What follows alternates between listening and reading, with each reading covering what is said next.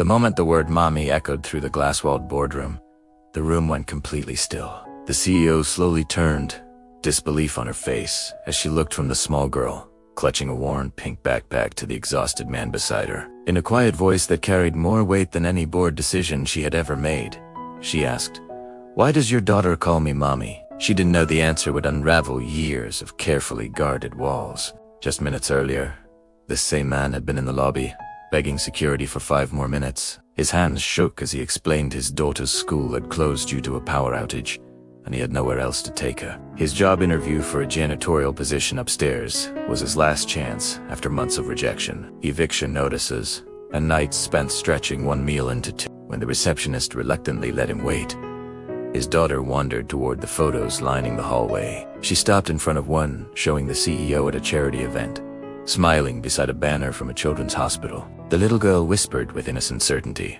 "That's Mommy."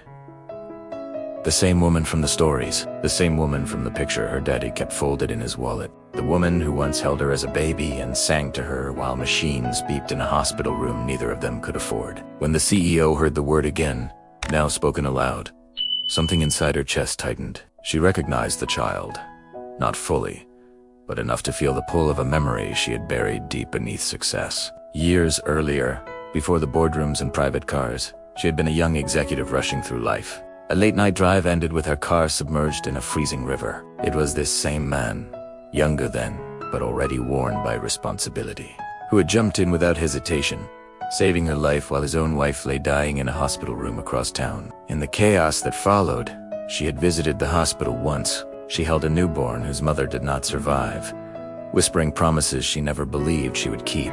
Life pulled her away.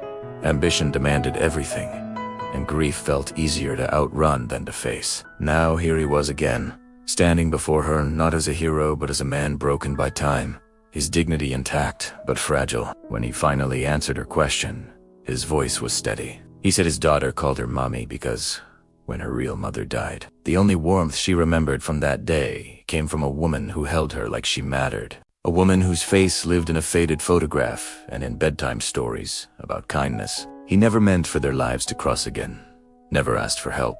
He only taught his daughter that someone once showed them compassion when they were invisible. As the silence stretched, the CEO felt tears she hadn't allowed herself in decades.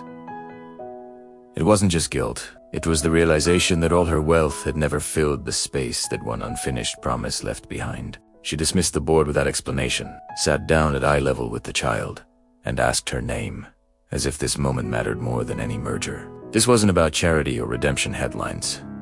It was about accountability to the past. Over the weeks that followed, the single father was given more than a job. He was given stability without pity, respect without conditions, and space to rebuild.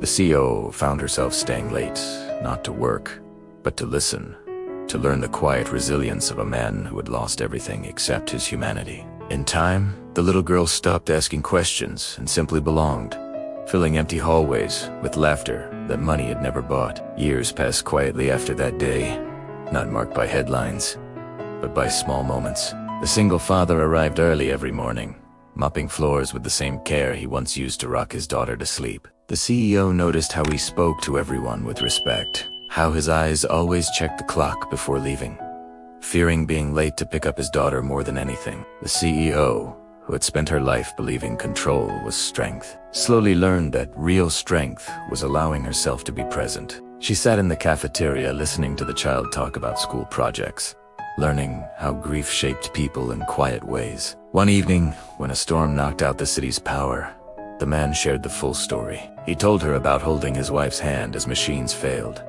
about whispering promises he couldn't keep, about walking out of the hospital alone with a newborn and no plan except survival.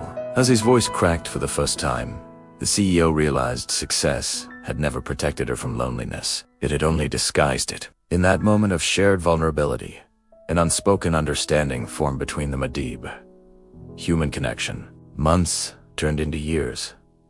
The child grew confident and bright. The man was promoted, not as a favor, but because his integrity earned it. The CEO quietly restructured her company's policies to protect families like his, never attaching her name to the changes. On the day the little girl graduated, she hugged both of them with tears streaming down her face.